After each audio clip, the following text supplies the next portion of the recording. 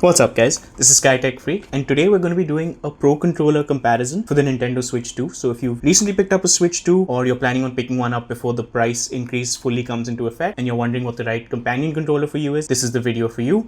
I'll just go over some of the controllers that we have over here. Of course, this is not an extensive or exhaustive list of all the controllers available for the Switch 2, but over here we've got the first party option. So that's the Switch 1 Pro Controller, the Switch 2 Pro Controller. Here we've got the 8Bitdo Ultimate 1, the 8Bitdo Ultimate 2 Bluetooth controller. Here's the 8Bitdo Pro 2 and the 8Bitdo Pro 3 Bluetooth controller. And then these two controllers are ones that you might not have necessarily heard about, but they're great controllers and more so great value controllers for how much they cost and what they offer. So this is the EasySMX S10 Lite and this is the EasySMX S10 Pro. So what you might have noticed is that on the left side, we've got all the controllers that were maybe released for the Switch 1 or are the predecessors of the controllers on the right side that may be released for the Switch 2. And the reason I've done that is because I'm not only helping you guys assess which is the right brand and which is the right Pro controller to get, but also is it worth getting over their predecessor or previous version of that same controller. And we'll start with just going through an overview of each of these controllers, you know, maybe what comes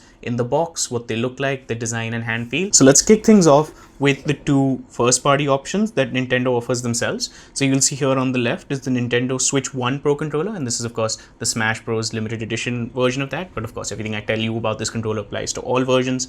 And of course on the right side we've got the Switch 2 Pro controller, which is actually a fantastic controller. And I will say just right off the bat, the biggest issue with these controllers is the fact that they're not using Hall effect or TMR sticks, which means that eventually they are likely to both develop drift. Now, especially with the Switch 1 Pro controller, we haven't had the Switch 2 Pro controller out that long, but especially for the Switch 1 Pro controller, I've gone through like 5 of these and there's nothing you can really do. They eventually all just end up developing drift. But apart from that, I remember, you know, I got this when the Switch 1 came out and I've used it through the OLED. This is a really comfortable controller. I used to think that this is maybe the best hand feel and shape and comfort wise for a controller, like more than the Xbox One or any of the DualSense controllers, etc. Then of course the Switch 2 Pro controller came out and I somehow feel that Nintendo has better on that design. It still feels really ergonomic, the way that it curves and the way that it fits in the hand is a very, very comfortable controller, and I would say it is more comfortable than the Switch 1 Pro controller. Also, the materials they've used make it feel a little more premium. These two controllers come with nothing much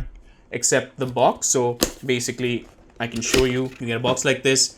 You get the USB cable, and of course, the controller will be inside that. That's all you get with these two controllers, just the USB cable and the controller in the box. As for an overview of the controller itself, the Switch 1 Pro controller is actually just a standard controller. There's no extra features or anything baked into it. You don't have any extra buttons. It's actually the only controller that doesn't have back buttons or any extra buttons that you can configure or add macros to. So this is your standard controller. You can use this as kind of the baseline. The Switch 2 Pro controller, as you guys know, there's a way to configure. There are two back buttons over here, and there's ways to configure these to any of the buttons on the controller. You can't input macros though, just use them as a remappable second button over there. On top of that, of course, these controllers have also introduced something called smooth glide sticks. So if you can hear this, when I'm moving this, these analog sticks feel really, really smooth. So in fact, it feels really cool to go over these. And you'll see that the comparison over here on the Switch 1 Pro controller, if you can just look at these analog sticks, because of the way that they rub in and that noise they're making against the ring that holds the analog stick together, you get this kind of white residue, which is the plastic rubbing off. And this is something that you won't face on the Switch 2 Pro controller because there's a way that it stops before that shaft hits the side of the ring, and the sort of friction or tension has been smoothened out. So if I do this, you're actually not, I'm going to bring it too close to my mic, you're not able to hear that sort of clacky sound as opposed to the Switch 1 Pro controller, where if I do that, of course, this just sounds like any other controller. My biggest issue with the Switch 2 Pro controller, which stops it from being the perfect Switch Pro controller for me, besides, of course, I've already told you that these use Alps or potentiometer sticks instead of Hall effect or TMR sticks, which means that they're likely or almost confirmed to eventually develop stick drift. The other issue I have with this controller, also related to analog sticks, is something called analog overshoot. So that means that sometimes when I click left, when it recenters, it overcorrects and goes to the other side. So if I click left and then let go, it'll also input a direction to the right. I'll show you what that looks like on the Switch itself, but this is extremely irritating when you're trying to do like precise inputs in games like Smash or fighting games. But otherwise, it's a very comfortable controller, and if it doesn't develop stick drift, this is definitely something you can use as a staple. The issue, of course, being it's also the most expensive controller on the comparison here. This and the Switch 1 Pro controller both have the distinction of being the most expensive controllers on the board, with this one being $90 on the Nintendo Store and this one being $80, available also for $75 on Amazon US. But yeah, let's take a look at the next set of controllers now. Now, the next set of controllers are from a brand called EasySMX. So this is the EasySMX S10 Lite, and this is the EasySMX S10 Pro or Elite. And this is a brand you might not have heard of before, but these are two really cool controllers. In fact, the EasySMX S10 Lite is one of my favorite controllers on the list over here. And the reason for that is that it actually runs on something called the Switch 2 protocol, which means when it's connected to the Switch 2, the Switch 2 actually just treats it fully like a normal Switch 2 Pro controller, as opposed to the Pro, which should, technically have the better protocol, but it was released earlier and uses either a Switch 1 protocol or a different custom protocol, and so there are some workarounds you have to do when you use the Pro controller. So for a quick overview of this controller, you can see that of course they have the standard buttons, and then down here actually they have the home, screenshot and chat button with the plus minus at the front plate, and there are the two back paddles. So like I was saying, every other controller here does have two back paddles. There's also a switch here to go from Switch to X input if you want to connect this to a PC or something like that. And you'll see actually that the chat button does work. So if I click on this, it does actually enable game chat on the S10 Lite. Similarly, these same buttons are available on the S10 Pro, but you'll see that over here, if I press the chat button, it's actually a macro since this doesn't run on the Switch 2 protocol. If I click on this, it's actually a button combination that's going to go home, then go to game chat and enable it. So did you see that? It actually doesn't bring up game chat in game. The comparison here is if I click on game chat here, the game chat sets up right over here. I can click that off. Here, if I click on chat, it's going to go home and then go to game chat like that as a macro. And then if I unclick it, and also if I'm in the home screen and I click it, it just opens up random things. So you want to make sure that if you're trying to use game chat natively, maybe the S10 Lite is the right controller. Apart from that, of course, the S10 Pro doesn't feel any more premium, but there are a few of these premium touches. Like for example, you have this kind of embossed logo over here, and you also have way more RGB, so RGB from the sides apart from just the logo, which is configurable.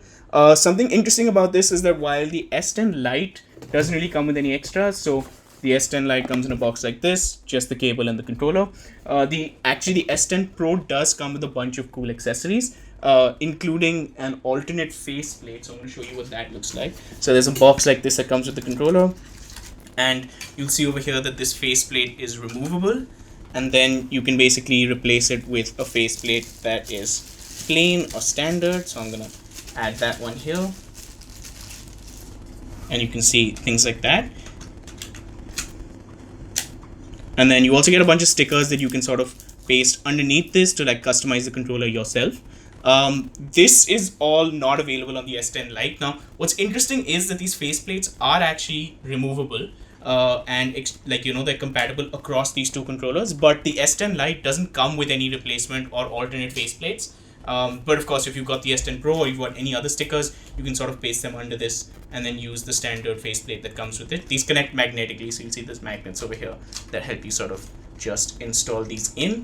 One other thing that the S10 Pro or Elite comes with is a removable D-pad. So I think I've got to get this faceplate off first and then get rid of the D-pad. And then you've got this cool 8-sided D-pad instead of the standard D-pad. And so while the D-pad is removable on the S10 Pro, that D-pad is not removable on the S10 Lite. So there's no option for you to sort of take this out and exchange it even with the S10 Pro's 8-sided D-pad. Now the next two controllers we have for this comparison are the 8Bitdo Pro 2 and Pro 3 controllers. So the 8Bitdo Pro 1 was an earlier controller that we don't have to worry about. It was already succeeded by the Pro 2, and this controller has Hall effect sticks, and these controllers of course prioritize the D-pad position to be more comfortable or more convenient than the left stick. So this is a different layout than any of the other controllers on the list. And an overview of this controller will also show you that this does actually have back buttons, but something that's really cool about the Pro 2 controller is that it's also got a removable battery,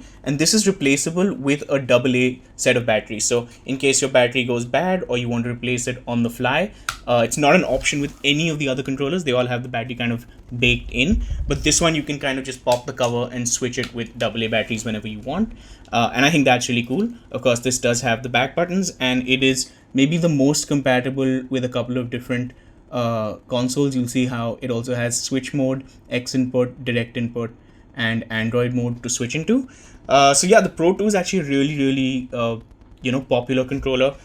Before the Pro 3 came out, it was the standard controller if you wanted to do like 2D platforming or play like indie games and RPGs where you actually have to navigate a lot of menu screens more deliberately.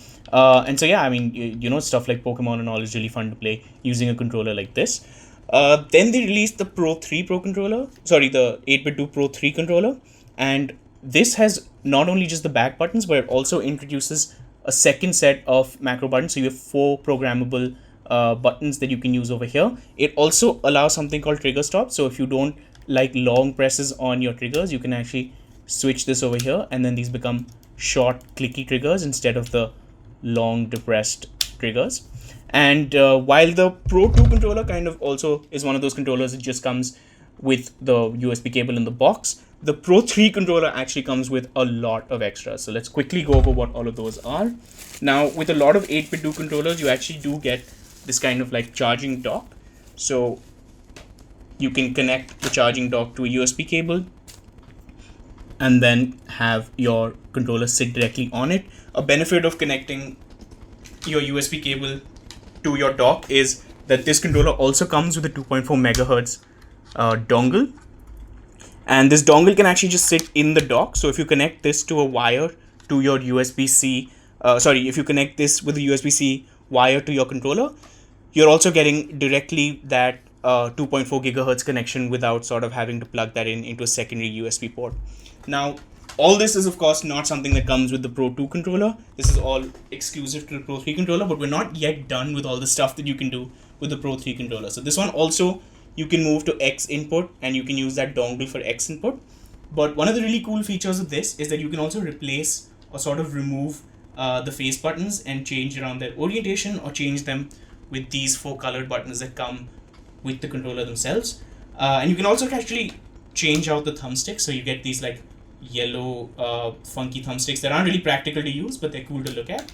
But the advantage of this is, let's say you switch to X input, and you know that between Switch and Xbox controllers, the input or sort of the layout of the buttons is different. So you can actually go in and change it to a way that makes it actually X input friendly. So you don't have to worry that, oh, am I clicking the right button? You can kind of just look down and then have this in the right input. So these are some of the really cool features and benefits that you get with the Pro 3 Pro controller. Now, while both these controllers prioritize the D-pad, the Pro 2 actually uses a membrane D-pad. Both of these are extremely accurate, but this uses a membrane D-pad versus the Pro 3 that's actually using a clicky D-pad. And for the last set of controllers over here, these are probably the most well-known third-party controllers for the Switch and Switch 2. This is the 8Bitdo Ultimate 1 Bluetooth controller. So these actually come in 2 variants, the Bluetooth version, the 2.4 gigahertz version. Now both of those versions actually do have both Bluetooth and 2.4 gigahertz as an option. I'll show you the accessories that come with these controllers. But the reason to distinguish those is, of course, the Bluetooth controllers are meant for the Switch and have the Switch layout, versus the 2.4 gigahertz controllers are meant for Xbox and PC gaming, and so they have the Xbox and PC gaming layout of the AVXY controllers. But like I said, these are very popular controllers. This was my standard secondary controller apart from the Pro controller on my Switch 1 and Switch OLED. And of course, now that the Switch 2 is out, I use this one as well. An overview of this Ultimate 1 shows you that there are the same 2 programmable back buttons, and you can go in between Bluetooth and 2.4 gigahertz. I'll show you the adapter that comes with controllers like this. And apart from that, of course, there are 3 profiles that you can configure, same as the Pro 2 and Pro 3 controllers. It's got the screenshot and macro buttons as well. You can actually configure really complicated long macros. So, when things like the Legends EA games came out, where you could sort of trick the game into giving you a lot more shiny alpha Pokemon. Everyone is recommending you pick up one of these controllers so that you can do this kind of AFK, set up the macro and do that shiny farming method AFK. All that is of course still available and true about the Ultimate 2 Pro controller, except this also has additional benefits. Like you saw with the Pro 3 controller, you can actually have your triggers stop earlier instead of going all the way down with these trigger stops. You have the 2 set of extra macro buttons over here, programmable macro buttons, and you have the same 2 back paddles over here. Also, the D-pad over here is clicky as opposed to the D-pad on the Ultimate 1 being kind of like a membrane D-pad.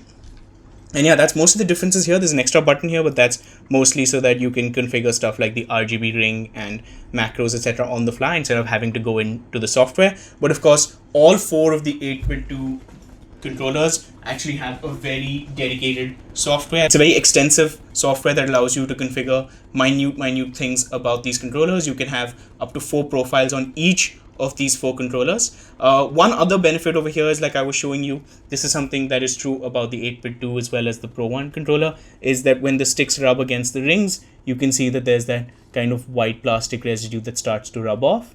And they've actually kind of fixed that. While these don't have smooth glide sticks, so these are all 4 going to be making the same kind of noise, they fixed it in a different way by introducing kind of these metallic shafts so that there's no plastic residue rub off. So these feel a little bit more premium, and while they still make that noise, the 2 new controllers have these metallic shafts for the analog sticks, whereas the 2 previous versions are just standard plastic shafts. And just like the 8Bitdo Pro 3 controller, where I showed you that it comes with a dock and a USB dongle, both of these controllers, the Ultimate 1 Bluetooth and the Ultimate 2 Bluetooth, also come with a charging dock, and that charging dock also similarly has the space for a USB dongle that you can remove and connect directly as well.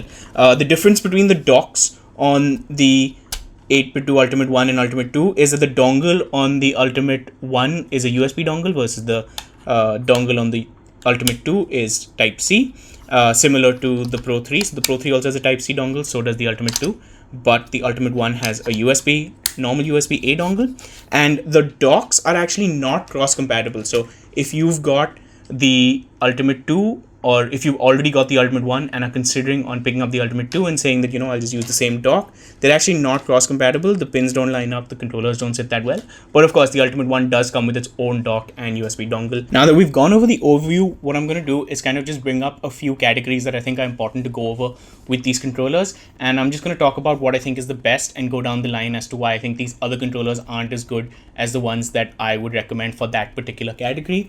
And we'll start with comfort. I've already made it very clear that I think the Switch 2 Pro controller is the most comfortable controller here. The smooth glide analog sticks make it really awesome. It feels really good in the hand. And yeah, I think this is the best, most comfortable Pro controller on the list over here. The second one, again, like I said, is the Switch 1 Pro controller, which if I'd never touched that Switch 2 Pro controller, I would have thought this is still the most comfortable and best controller in the world, at least out of the ones that I've used. And so, yeah, I think this is also a comfortable one. Of course, there are the downfalls of stick drift, etc. But when it comes to just comfort and design, I think this does well.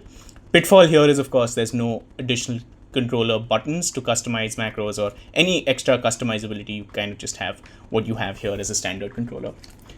After that, we have the Ultimate 2 Bluetooth controller. I think this most closely resembles the first party options. It is also very comfortable. The ergonomics of this are also well molded. Your hand sits kind of naturally.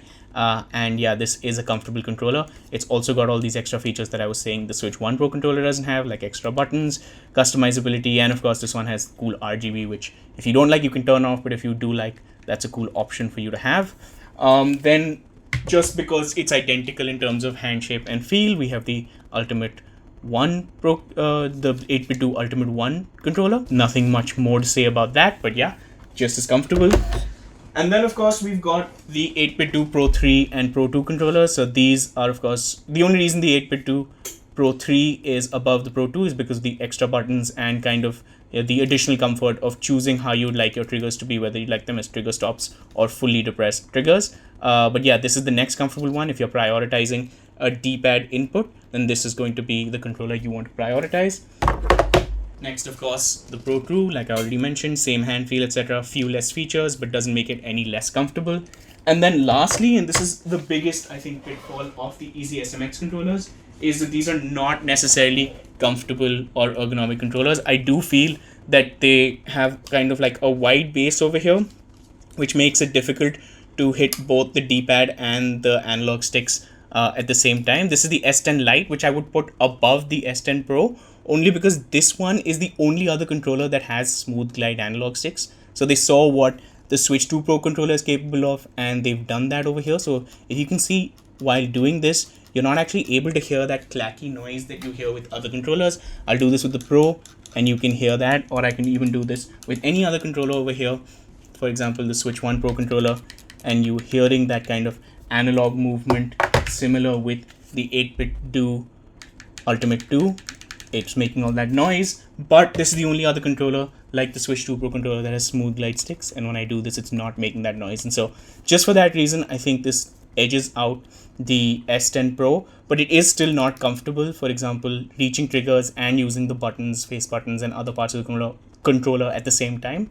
It feels a little cramped and you feel like you have to stretch. I don't think this is an ergonomically built controller, but it's not that bad. But yeah, it's definitely the least comfortable out of all of the shapes over here. And this one, of course, is even worse because it doesn't even have those smooth glide analog sticks. At the same time, it has that uncomfortable sort of controller hand feel. So yeah, that's the ranking over there. I'll be putting up a short summary slide of the rankings for each category and why I feel that. So here's the one for comfort right now, and then we're going to move on to the next category, which is the face buttons. Now, almost comically, I think that the face buttons of the EasySMX controllers are my favorite. This is of course subjective, so was the comfort slide, but these are clicky buttons, and I actually like clicky buttons. These are large and comfortable to at least hit, even if the controller is not that comfortable to hold, but I like the clicky buttons. Every part of this controller is clicky. The D-pad, the triggers, both triggers are clicky, and so I think this one and the EasySMX S10 Lite start off with my favorite face buttons. So I would rank these the highest. The next one, of course, I would go with the 8Bitdo Ultimate 2 Bluetooth. So they're kind of not clicky particularly, but they are like membrane buttons that do still feel crisp. So I don't like these mushy type of face buttons. For example, the ones on the Switch 1 Pro controller and the Switch 2 Pro controller, those are a little bit more mushy. These feel crisper even though they are membrane face buttons, so I like that. Again, identical to the Ultimate 2 Bluetooth controllers, the Ultimate 1 Bluetooth controller, same crisp kind of button feel. Then we move on to the Switch 2 Pro controller, and like I said, these do feel mushy, so it doesn't even, it doesn't feel as intentional when you press them, but I do think the Switch 2 Pro controller still has crisper and more intentional button presses than the Switch 1 Pro controller, which I think is just extremely mushy and, sometimes feels like, have I clicked it? Or if you're holding it down and you let go, you don't even know that you've let go. And I just feel like sometimes you do have these issues with these membrane ones. Again, preference. I know people really like mushy or softer button presses, but that's not me. And then lastly, we've got the 2 Pro controllers. So I'm going to start off with the Pro 2 Pro controller because I think these are like flat buttons and they just have a weird feel when you click them. Like, I don't think they feel as good as any of the other controllers over here. I think this is a personal preference, but they're also like noisy controllers, and I just don't like the way that these buttons feel under your thumb. Of course, this is the Pro 2 controller that I'm still putting above the Pro 3 Pro controller, because while the Pro 3 controller has the benefit of having these kind of replaceable or interchangeable magnetic buttons, what that also does is it introduces a metallic clang sound for some versions of this controller. I think it's fixed on mine, but a lot of people have complained about these buttons being really, really loud. So if you get a good piece like I've gotten, it's not that loud, then it's okay. But if you get one of the controllers that suffers from that loud clang noise, then this can be a real pitfall for you. The other thing that I've heard a lot about is that these replaceable buttons sometimes crack and break from the middle. So durability wise, also not the best face buttons out there, which is why this is last on the list, even though it has a cool feature of being able to magnetically swap those. That being said, if your buttons break because they're swappable, you have the option to go ahead and get new ones from the 8Bitdo store. Summary of my ranking for the face buttons is up right now with a quick explanation before we move on to the next slide about the D-pad.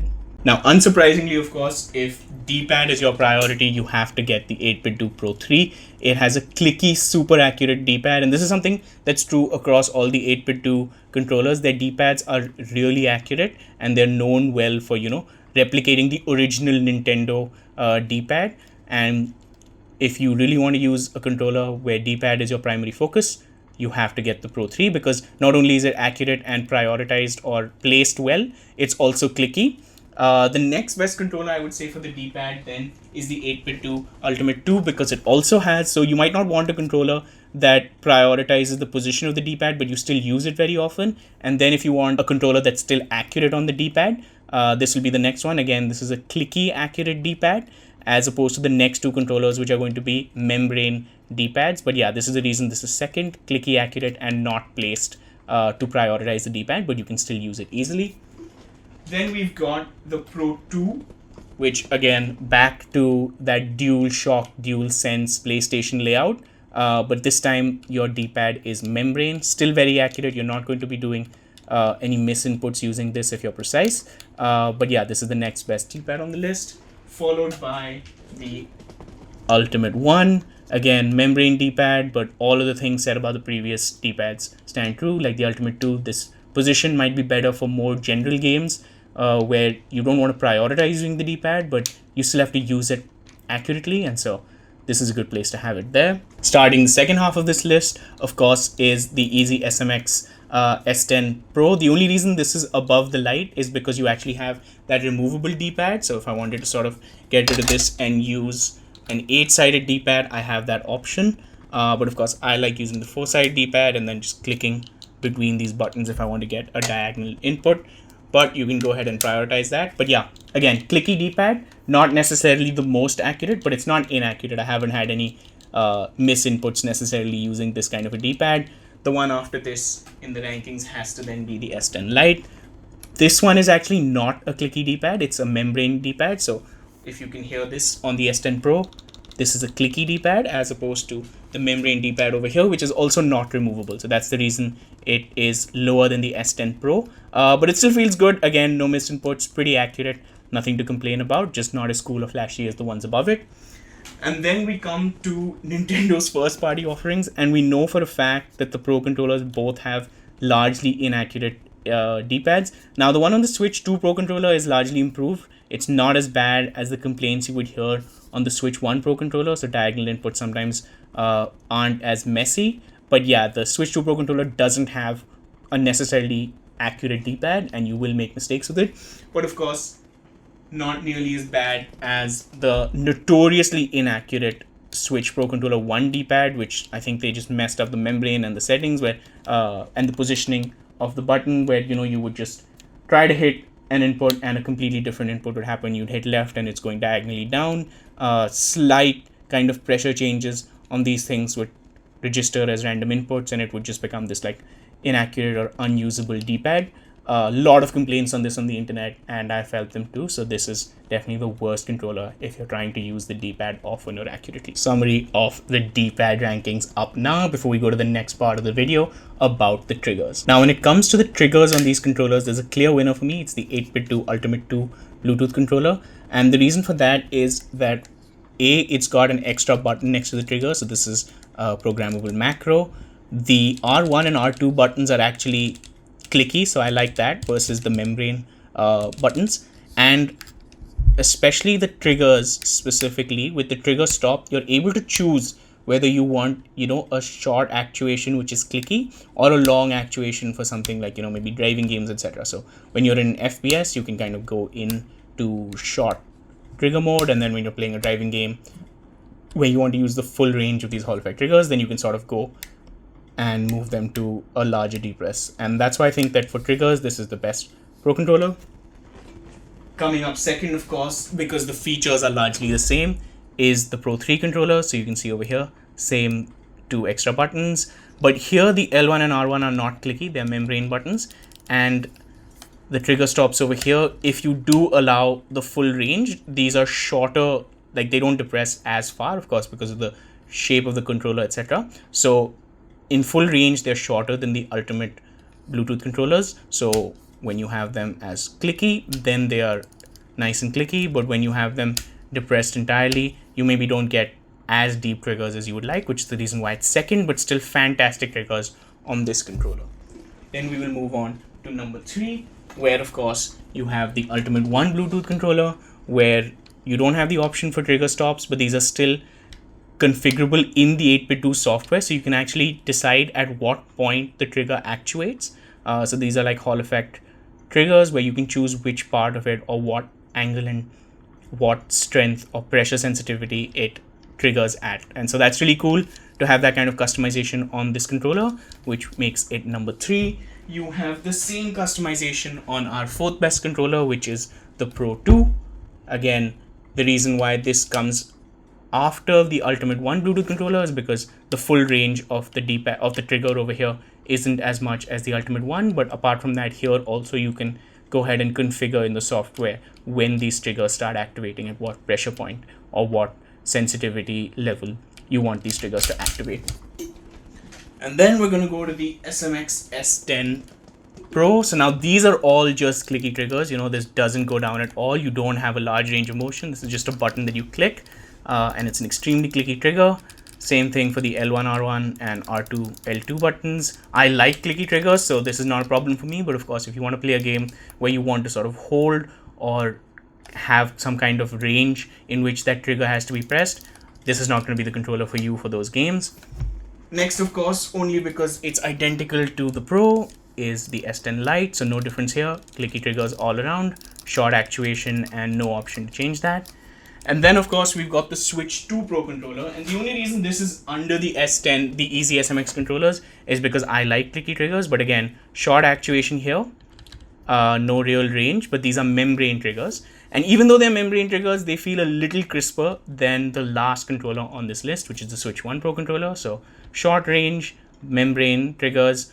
My preference is to have clicky triggers, but if your preference is to have membrane triggers, then these might be better than the EasySMX controllers for you. Last, of course, is the Pro Controller 1, which has membrane triggers that don't even feel necessarily that crisp. So the Pro 2 controller, the Switch 2 Pro controller seemed a little crisper. These seem a little bit more mushy, and I do not like mushy buttons or mushy triggers, which is why this one comes last. Summary as to the rankings for the triggers is up now before we go to the next portion of the video about the analog stick technology. Now, my justifications for the rankings of this one are very straightforward. There are 3 analog stick technologies across the controllers here. One of them is TMR, which is tunnel magnetic analog sticks, and what that does is basically they're upgraded Hall effect sticks that are more accurate and use less power. The science behind that, of course, is something someone else can tell you about, but the 3 controllers that use TMR sticks are the Ultimate 2 Bluetooth controller, the Pro 3 Bluetooth controller, and lastly, the EasySMX S10 Pro. The rankings amongst these is that this is on top only because it has cool features like RGB and that metal stick shaft, so that you don't have kind of plastic residue rub off. So yeah, out of all the controllers, this is the top controller to get for analog stick tech. You can also go ahead and actually change the dead zones and other settings in the 8Bitdo Ultimate software, which is an additional level of control that the other controllers don't offer. It is offered, of course, in the 8Bitdo Pro 3 controller. So you can have all the settings that are available in the 8Bitdo Ultimate 2 Pro controller also available on the Pro 3. Again, you have that same metallic shaft, and actually these analog sticks are also removable. So in case you ever, damage these sticks, you can go ahead and replace them with something else. So that's an additional benefit.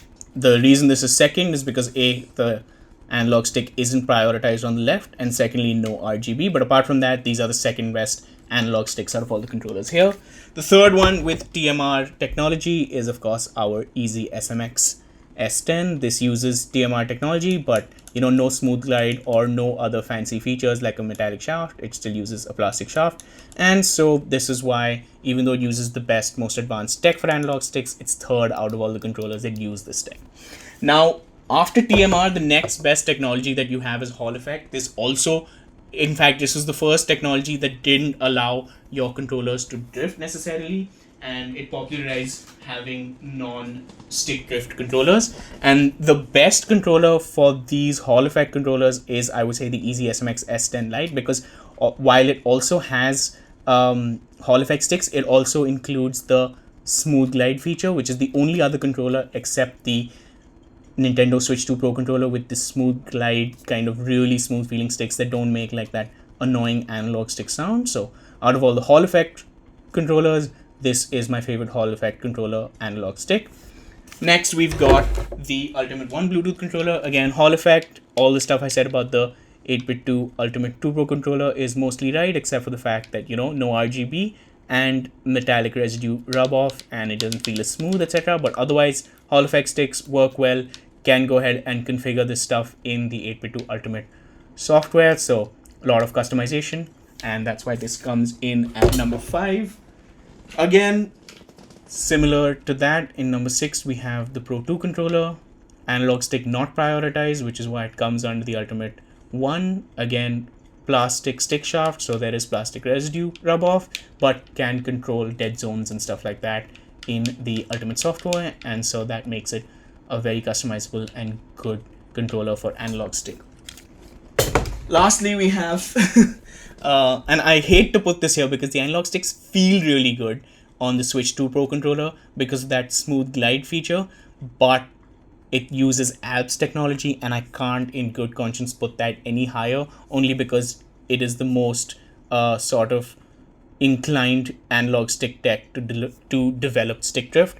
And it's just, if this is anything like the Switch 1 Pro controllers, you just know it's eventually going to develop that stick drift, which is going to be really, really sad. But of course, it is better than the Switch 1 Pro controller because of A, the analog stick glide, and 2, because there aren't really that many reported cases of stick drift yet on the on the Switch 2 Pro controller. The other thing that I wanted to mention, and I'd actually brought this up earlier, right, is the analog stick overshoot. So let me show you what that looks like. So I'm going to show you what stick overshoot looks like and how you'll experience it when you're using the Switch 2 Pro controller. So I'm just going to go into calibrate control sticks, click on that control stick, and you'll see now when I hit left, and sometimes, did you see that? When I let go, when the controller recenters, it overshoots and inputs a direction in the opposite direction. So in a lot of games where it doesn't matter, like for example RPGs, etc., where a small deviation will not be a big deal, it's not a big deal. But things like Smash Bros or fighting games, sometimes your character will turn around to the wrong direction when you're trying to run away from something. And if you're seeing that overshoot, which I've already been able to display a couple of times, where instead of the center, it shoots off further to the side, and this happens on all directions every now and then. Yeah, you're seeing this a lot when I'm trying to go on the bottom right, it's going up to the top left. Similarly, when I go to the bottom left, it's going up to the top right. And so this actually manifests in negative ways even in game. So if I'm going to Smash Bros now, you'll see that if I just choose this character, and a lot of times I'm going up, it's going to turn the character around. Did you see that? When I'm going to the bottom left, it's turning to the bottom right. So I'm going to the bottom left, and he's turned himself. I'm not meaning to do that. So for all these reasons, including bad stick technology that is capable of developing drift and the stick overshoot, I have to put the Switch 2 Pro controller as second last, despite the really comfortable smooth glide analog sticks. But it's not the worst, because the worst is of course the Switch 1 Pro controller. I've been through like 5 of these controllers, and they always develop stick drift. There's almost nothing you can do about it. It's so inevitable. And it's a shame, because this is a really good controller and I enjoy using it. But if they'd only updated the latest version with Hall effect or TMR sticks, this is not something you run into.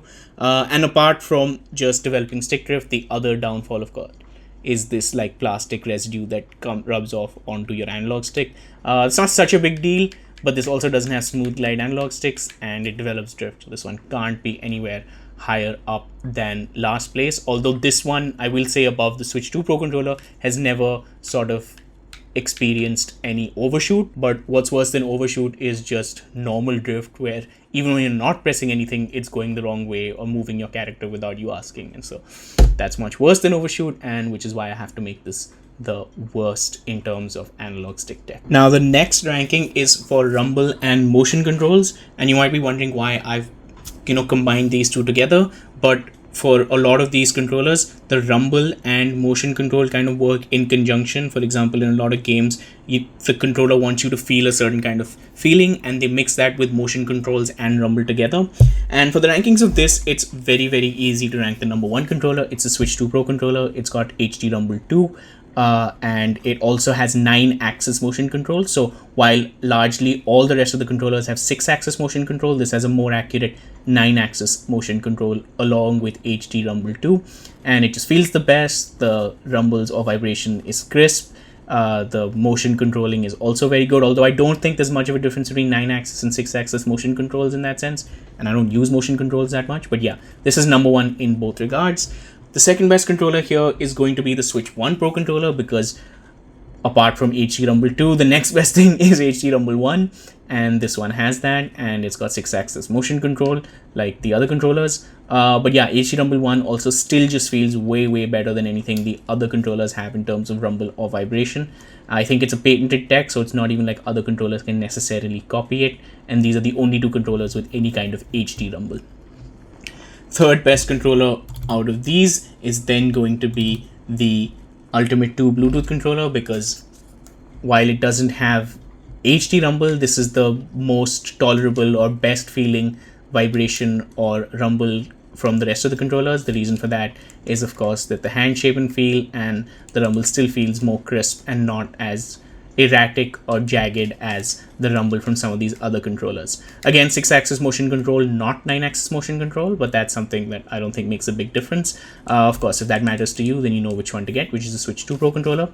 But yeah, similar to the Ultimate 2 Bluetooth controller, there is the Ultimate Bluetooth 1 Pro controller, again, because it uses, I think, pretty much the exact same vibration motors. The vibration feels the same, it doesn't feel as bad, can be used well, little bit crisp, and 6-axis motion controls.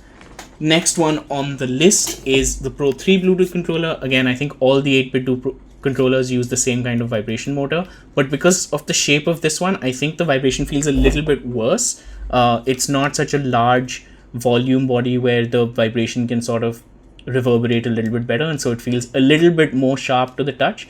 But again, it's not too bad, still feels better than the ones lower down on this list. But yeah, for that reason, this one comes in 5th place. Then we have its sibling, which is the Pro 2 Pro controller. Exact same vibration, exact same hand shape, so you're getting the same kind of vibration, which is a little bit more sharp than it is on the Ultimate controllers, but still not as bad as the EasySMX controllers, which have horrible rumble. Now, among the two EasySMX controllers, this is the EasySMX S10 Lite, which is better than the Pro, and the reason for that is that this actually is the only other controller on the board that has 9-axis motion control. I think that comes with the Switch 2 protocol. The reason it's still so far down on the list is because the EasySMX controllers have horrible vibration. The rumble is just not a good feeling.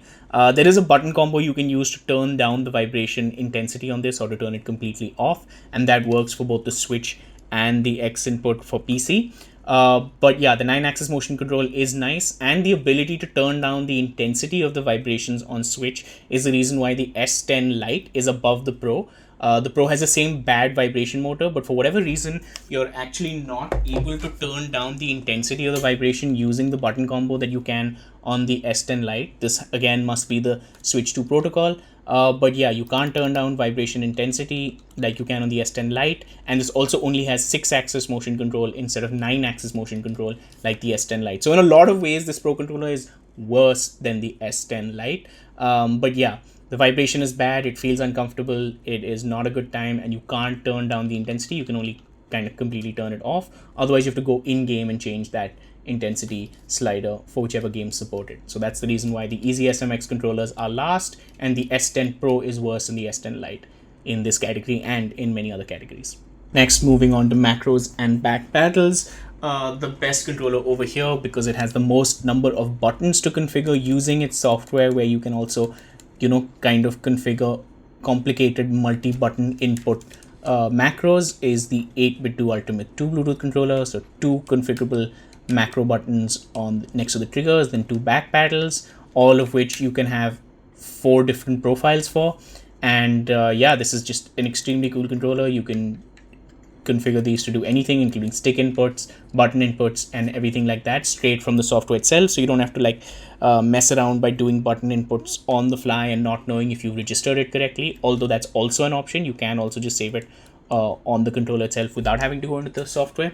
That's the reason why it's number 1. All of that stands true for this controller. Number 2, the only reason is it's behind the Ultimate 2 Bluetooth controller is because I find these buttons are a little harder to click on the Pro 3 controller. These 2 extra macros next to the triggers are a little harder to click on this controller than they are on the Ultimate 2. These are easier to click over here. They kind of blend in more easily and they don't overlap with the triggers. This one you kind of have to go over and around the trigger and click this, and I think you get accidental clicks off the trigger for that reason. But yeah, that's number 2. Otherwise, everything I said about the software being configurable and stuff like that stands true over there, which is why this is number 3. Again, the same amount of customization for the macro buttons, but you lose 2 macro buttons over here. You don't have the extra buttons next to the triggers. You just have the 2 back paddles. So you can configure these in complicated ways. Like I said, the 8Bitdo Bluetooth controllers are the ones that are being recommended every time you have like an AFK macro.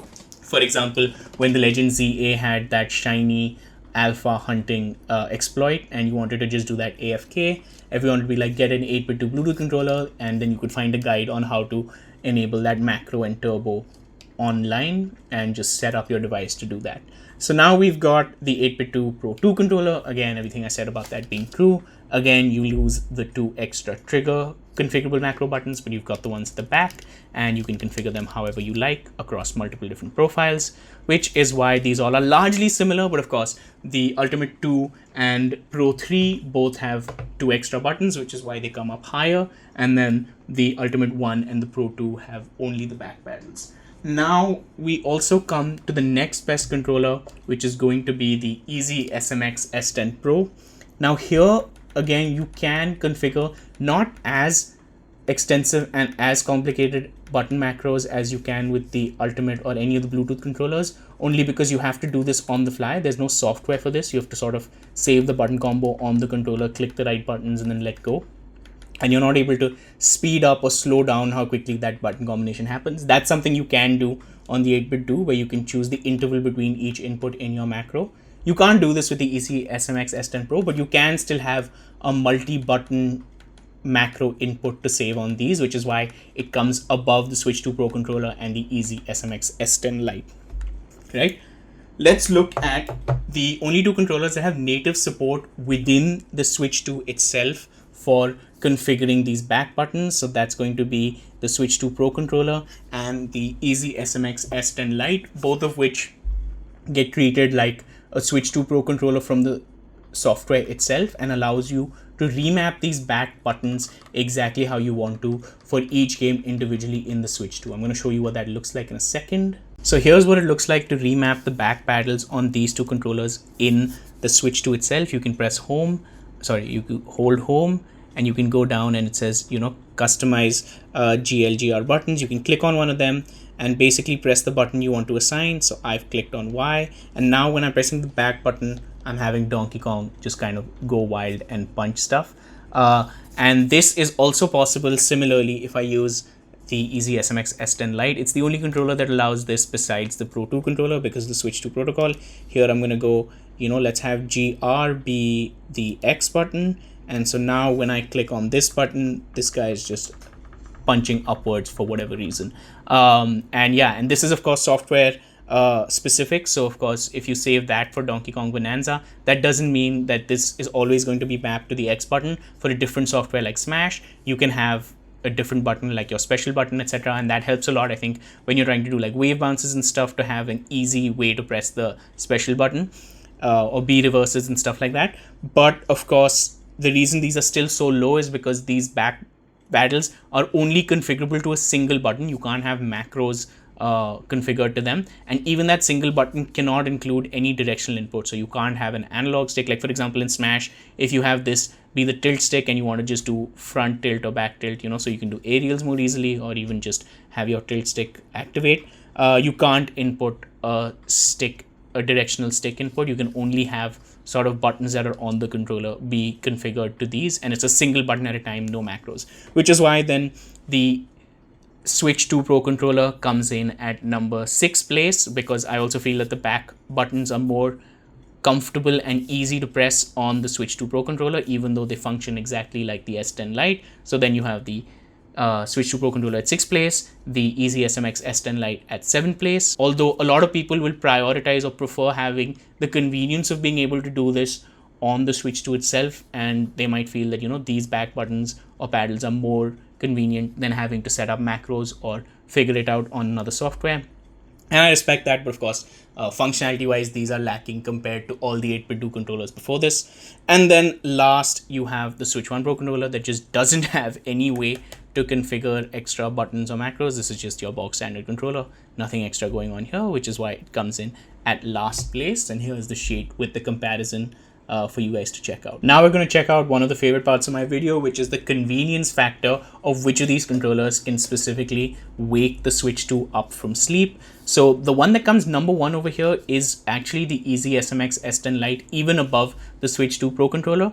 The reason for that is the Switch 2 Pro controller can only wake the Switch 2 from sleep, versus the EasySMX S10 Lite can actually wake both the Switch 2 and the Switch 1 from sleep. So the way to do that is I'm just going to hold the home button over here. The home button's here, and when I hold it, it comes on, and you can see that's the speed at which you're able to wake the Switch from sleep. So I'm going to do that again just so you guys can see how quickly it does that. Controller goes off, hold the power button, flashes about twice before I can get into game, and this is why this is number one. We're going to go to number two now, which of course now has to be the Switch 2 Pro controller, since it's the one that developed this protocol. Hold the home button, and we've got touchdown in a second. There you go. This is actually a little slower than the EasySMX S10 Lite as well, which is another reason why it's coming in second place instead of first place. But I'm going to show you again. When the controller goes off, I press the home button, it starts up. It goes through a couple of cycles before the Switch 2 wakes up and then recognizes it, and you have that huge convenience factor over here. Now, these are the only two that you have Switch 2 protocol natively on, and so there's no extra setup that you have to do to configure the Switch 2 wake or the press to wake up for the Switch 2. But some of the other controllers also have a way to wake the Switch 2, but the way that they do that is through like a workaround that you actually have to do while pairing the controller itself. So I'm going to show you what that looks like. Let's start with the EasySMX S10 Pro.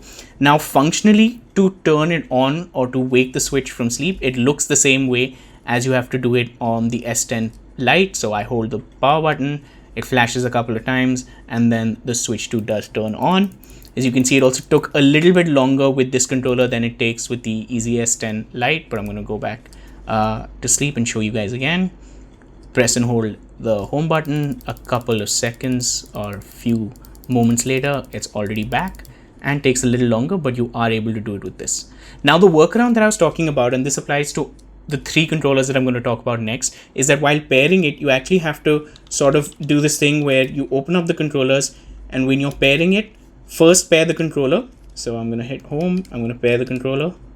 It's going to show up in a second, and then I have to actually detach the left Joy-Con, wait for the left Joy-Con to be sort of recognized by the system, reattach this, and then press home and put the console to sleep. So if I don't do this in this exact order, the three controllers that come next in terms of waking the Switch from sleep won't be able to wake it from sleep. They'll still connect as normal controllers, so once the Switch is awake, it'll be able to recognize them. But if you don't do this like weird ritual of connecting it correctly, it just doesn't wake the Switch from sleep. So here you go. Here's the way that you can do this with the Easy S10 Pro. Now, the reason the Easy SMX S10 Pro is above the two 8BitDo controllers that can wake the Switch 2 from sleep is because the way to do it with the Easy SMX S10 Pro is to just press and hold the home button, or to just press the home button, versus for the 8BitDo controllers, it's this like super annoying thing of first turning the controller on using this,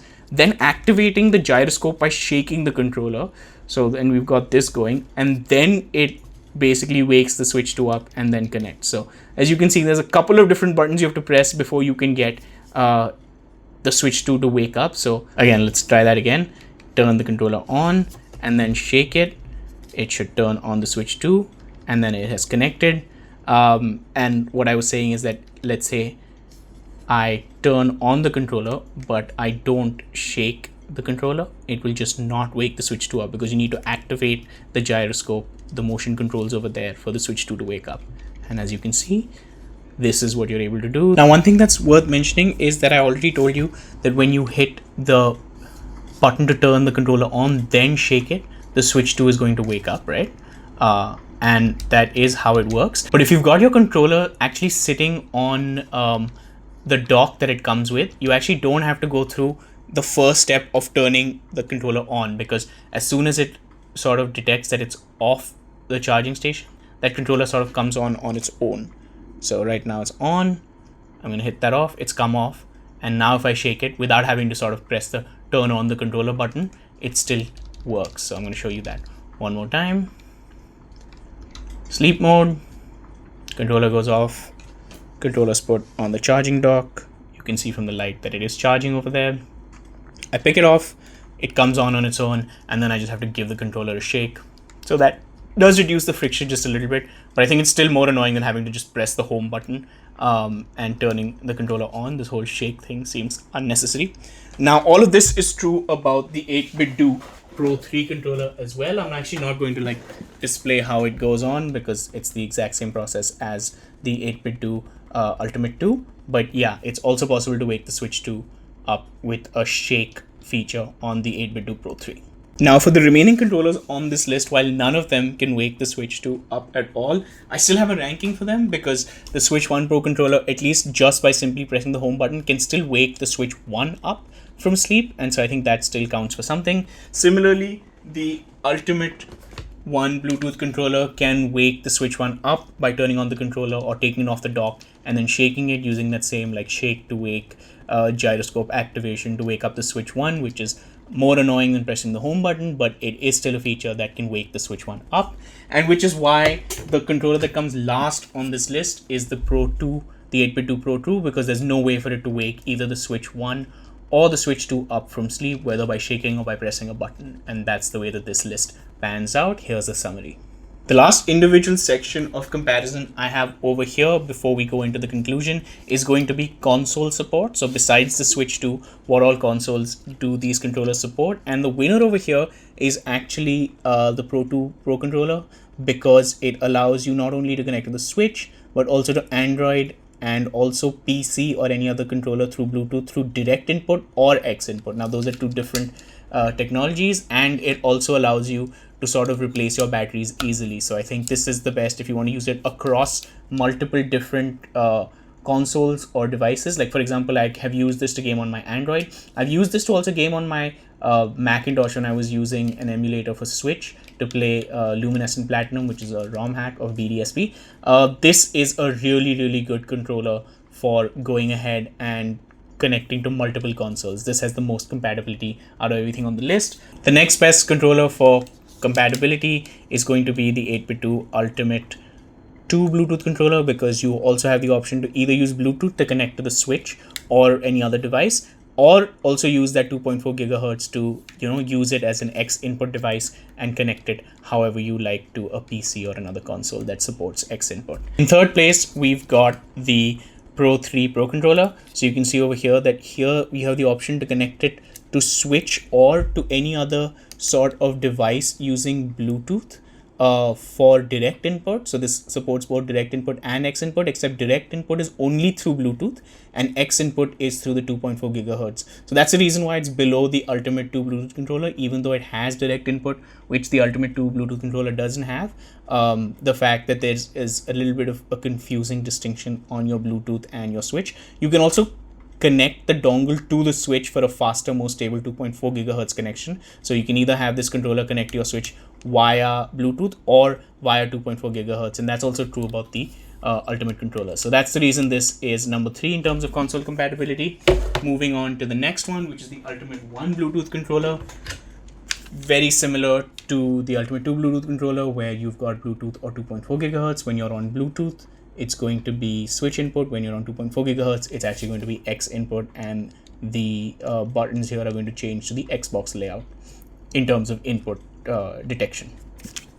Next, we have got the EasySMX S10 Pro.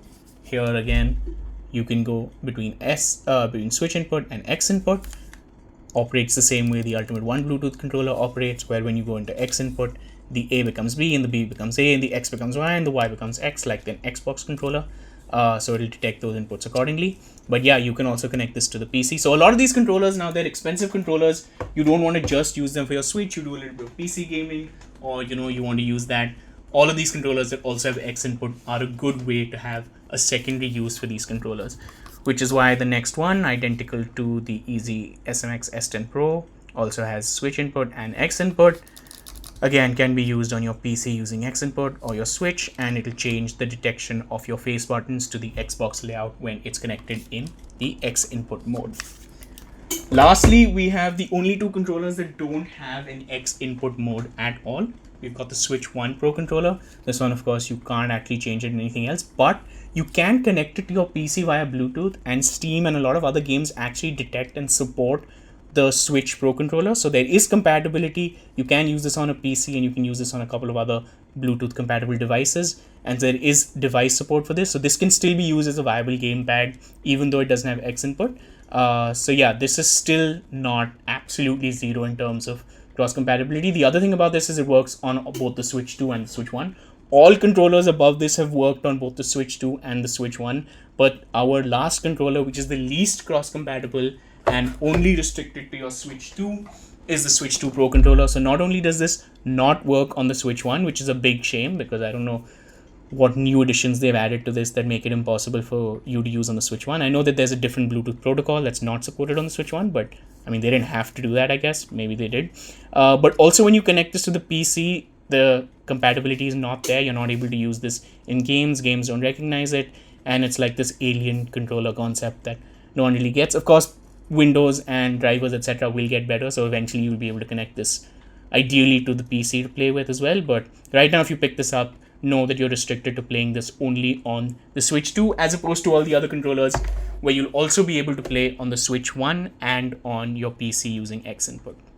So that's the ranking, and here's the summary for this list. All right, we're finally at the conclusion, and I'm going to rank my favorite or best Pro controller for the Switch 2, which is going to be the Ultimate 2 Bluetooth controller. I think this is the best all-rounder. It does everything you need it to do. It has the convenience of being able to turn on the Switch.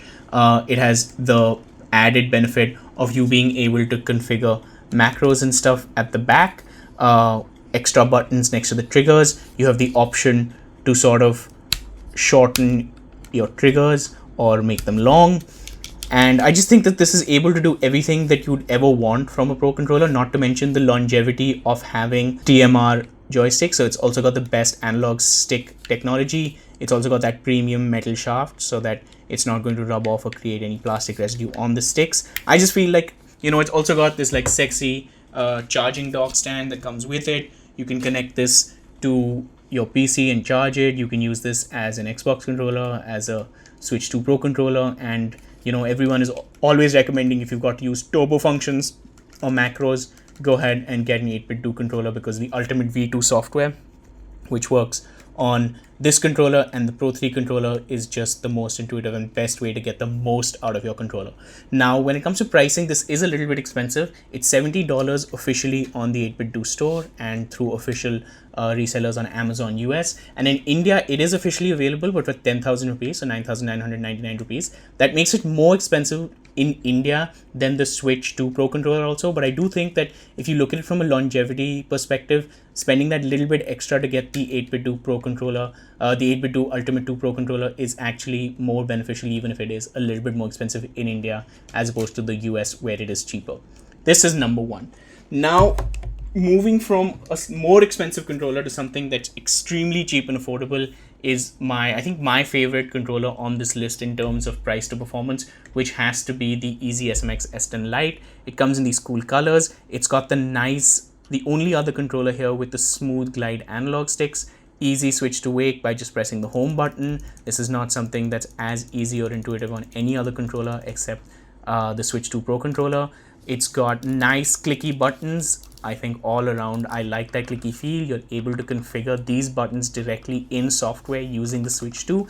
I think that, using the Switch 2 protocol with 9-axis gyro controls, waking the Switch up, just having in-app or in-console remapping of these buttons and everything just make this the most like no-brainer. If you want something that's as close to the Switch 2 Pro controller at literally half the price, this is what you need to get. I also love the color schemes here. Look at this like cool Donkey Kong Bonanza yellow and black, and of course you can sort of customize this based like whatever stickers etc you have over here, and go back down. But yeah, this is a no-brainer. Now, this isn't available to any resellers in India, but I ordered them directly off their website. I'll link it. There's an EasySMX website, and I paid 4,000 for this controller, and plus whatever the shipping was. And I actually had to pay no custom duty when it landed or arrived at my house. So if you guys are willing and brave to sort of order this from abroad and wait as long as it's going to take to come in, you might not have to pay. I of course can't guarantee that you don't have to pay customs for this, but yeah, if you're willing to wait and sort of save a little bit of money and risk whatever the custom duty will be on this, this is a great controller. It's as close to the Switch 2 Pro controller, with the only downsides of course being the really bad rumble, and it's not an ergonomically comfortable controller beyond a point. If you play a couple of hours and you try to hit these triggers, like you can already see how awkward my fingers look trying to hit the triggers and the buttons together. So not a comfortable controller, but otherwise functionality wise, so phenomenal. Now, the third best controller, I have to just give it to the Switch 2 Pro controller. This is super comfortable. It uses the Switch 2 protocol. It's the most convenient. There's no setup required. You press the home button, your Switch turns on. You want to remap your back paddle buttons, you just go into each software and do it. You just can't come up with a no-brainer like the Switch 2 Pro controller. Of course, the price is expensive. It's now actually $90 on the Nintendo Store and on Amazon US. It's available for 8,800 or 8,900 rupees in India. So that's actually still a good price. It's cheaper than the 8Bitdo Ultimate 2 Pro controller. But of course, you have to be aware of a few things. While this Easy Glide analog stick is really nice and comfortable and feels really good with the 9-axis gyro control and all the other cool Switch 2 protocol features, you need to be careful of the overshoot that I already showed you guys on screen. And secondly, the fact these are Alps or potentiometer sticks that will or might eventually develop stick drift. Right now, I think by this point in the console life cycle, we'd already started hearing about the stick drift from the Pro 1 Switch 1 Pro controllers, but we haven't heard too much about that on the Switch 2 Pro controllers. But that doesn't mean it can't happen. They might have just delayed the issue instead of solving it. They could have just used Hall effect or TMR sticks to completely solve that issue, but instead here we are with these same kind of Alps potentiometer sticks that might develop drift. So yeah, that's the reason this is number 3. Now when it comes to number 4, a lot of the same benefits of the Ultimate 2 Bluetooth controller can be moved or can be sort of translated to the Pro 3. This of course has the DualSense PlayStation layout. It prioritizes the D-pad, so if you want to play a lot of games where you're either going through menus or you've got a lot of very precise platforming, 2D platforming, and you need the D-pad for that, or fighting games, then I can wholeheartedly recommend this. This is also 10,000 rupees on Amazon India, and it's $60 on the 8Bitdo website. I think everything else I said, including the 4 macro buttons, the Ultimate V2 software, which is better than 8Bitdo's Ultimate software V1, which is what you'd use on the other 8Bitdo controllers. The changing the face buttons is also really convenient. If you want to go into X input and then play some Xbox games, you can move the A, B, and X and Y into that specific configuration. This also comes with a cool charging dock that you can lay it out on and pick it up from, charging it automatically. You don't have to worry about battery and stuff like that. This is why this comes in at number 4 for me. Now, number 5, this is basically the Ultimate 1 Bluetooth controller. A lot of the stuff that's true about the 8Bitdo Ultimate 2 is still true about this. This uses the V1 software of the 8Bitdo Ultimate software, but you can still sort of program macros. You can still do a lot with this. The only issue is that this is now available, and I'll link the store that's selling this at these prices in India. It's available at 7,000 rupees. That's 3,000 cheaper than the 8Bitdo Ultimate 2 Pro controller. So there is a significant discount. And this also does come with a dock, etc. But I think you lose out on a lot of features like not being able to wake the Switch 2 from sleep, not having those extra 2 macro buttons. So it's totally up to you if you guys do want to save a buck but still have a controller that will last you. For example, these sticks are not going to drift because they are also Hall effect sticks. It's still a good option to pick up the 8Bitdo Ultimate 1 Pro controller. After this, we've got the Pro 2 Pro controller. Now, when you're picking this up, now this comes at around 8,000 rupees in India, so 2,000 rupees cheaper than the Pro 3. So not as much of a discount to go with the successor. But when you are picking these up, also make sure you get the Hall effect version. These used to come without Hall effect sticks, but they've been updated to now come with Hall effect sticks. So when you're buying this, make sure you get the one that has Hall effect sticks, and then you will also have a controller that lasts a long amount of time. The other benefits from this, of course, are the multiple console compatibility that you have, and being able to take out this battery and replace them with AA batteries, AA batteries, or replacing the batteries completely. Again, only 2 back paddles instead of 4 like the Pro 3, but apart from that, all the same customization. You can't, of course, take off the face buttons here. These ones are sort of fixed on, but apart from that, if you do want to play a game where you need to prioritize the D-pad, indie games, platforming, menu games, this is the controller for you. It also supports way more consoles, including Mac, etc., to connect to. Then we get to the EasySMX S10 Pro. Now this one, I feel there's just no reason to pick this guy up versus the S10 Lite. Like I've already told you, the S10 Lite has the Switch 2 protocols. It has the smooth glide sticks. There's just everything about this seems better. The vibration is actually configurable on device over here. Everything about this just seems so much better, and the price is also way better. So the EasySMX S10 Lite is 4,000 rupees or $40 in the United States versus 6,000 rupees or $60 for the S10 Pro. So the only reason you would get the S10 Pro, and there might be people that fall into this category, is that it is one of 3 controllers that has Amiibo support. So I'm going to tell you which 3 controllers have that, and those controllers are only the 2 first-party controllers. So the Switch 1 Pro controller, the Switch 2 Pro controller, and then of course this one has Amiibo support. So if you actually care about Amiibo support, that's not something that's available on the S10 Lite. It's only available on these 3 controllers, and if you want to use Amiibos, then you can get the S10 Pro. The other thing that you're able to do this is use slightly more advanced macros and not have to rely on a single button to be saved to these back panels. So if Amiibo support plus macros is something you prioritize and like this kind of controller, then you can pick up the S10 Pro. But I think there's too many downsides to picking up the Pro versus the Lite, because the Lite also has all of the features, including smooth glide analog sticks, at a cheaper price. The Pro also has TMR sticks, which is technically a better tech and more precise and less power hungry, but I don't think that makes a big difference. So yeah, this is a controller that I would only recommend if you're in that small subset of Amiibo support plus macros plus care about TMR analog sticks. When it comes to Amiibo support, I haven't brought it up before because only 3 controllers support it, but I also feel like if you've got a Switch 2, your Joy-Cons do have Amiibo support, so it might not be a priority for your controller also to have it. I do understand that there's a little bit of inconvenience, when you're using a controller, your Switch is probably far away, and then you want to install an Amiibo, you have to go get your Joy-Cons or whatever, but that's also just a once in a while use case. I don't know how often in a play session you're going to be using Amiibos, so I think you're okay to just use your Joy-Cons for that, but if there is a kind of gameplay style where you need to use Amiibos often, then apart from these 2, which is the Switch 1 Pro controller and Switch 2 Pro controller, this is the only one with Amiibo support. So there's something to look at, or a reason to still get this controller. And then the last and final controller that I do not recommend that you buy anymore is the Switch 1 Pro controller. I really like this controller, but it just doesn't make sense to buy anymore. It's available for $75 US or $80 on the Nintendo store, 75 on Amazon US, and 9,000 rupees in India if you buy this new today. You can get some of them on some retailers, like few special editions for cheaper, like 8,000, but around the 9,000 mark. It just makes no sense to buy this. It doesn't have any extra convenience features. There's no macros, no extra buttons for the Switch 2. It can't wake the Switch 2 from sleep, and there's no reason for you to pick one of these up if the primary console you're going to be using it on is the Switch 2. There is, of course, the caveat that if you already have a Switch 1 Pro controller, it's not that much worse than any of the other controllers on this list. It's still a very standard, very good controller that you can hold on to until, of course, it eventually develops stick drift, because this is like the 5th controller of mine of the same type. But yeah, so hold on to it if you like this controller, but there's no reason to go out and buy a new version of this controller.